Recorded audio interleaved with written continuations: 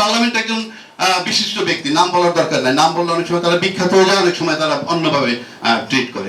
বলেছে যে তারা নাকি আমরা যে হঠাৎ করে 2 বলে 12 রান করার পর আমরা যে 300 রান করলাম, what is the use of it, এর কোনো মূল্যই নাই। পুরো পার্লামেন্ট দেখলাম টেবিল চাপড়াচ্ছে কুমার। আমি সেটা একটা জবাব দিতে চাই। আচ্ছা ধরুন আপনি 2008 নির্বাচনের পর 100 রান করতে করতে 2014 নির্বাচন হইলো, তারপরে আরো 100 রান করার পর 18 নির্বাচন হইলো, তারপরে আরো 100 রান করার পর 2024 নির্বাচন হয়ে গেল। 300 রান করে ফেললেন বহাল তবিয়তে সরকার। ঠিক সেই মুহূর্তে ওই নির্বাচনের পর যদি 29 সাল পর্যন্ত থাকতো, আপনারা আরো 100 রান করতেন, কিন্তু সরকার যাইতো না।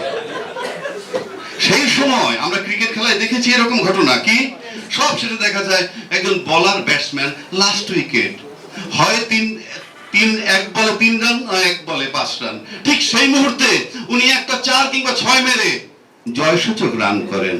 এটাই চূড়ান্ত বিজয়। সুতরাং আপনার এই যে রানের কথা বলতেছেন, এগুলো চলে না রে ভাই।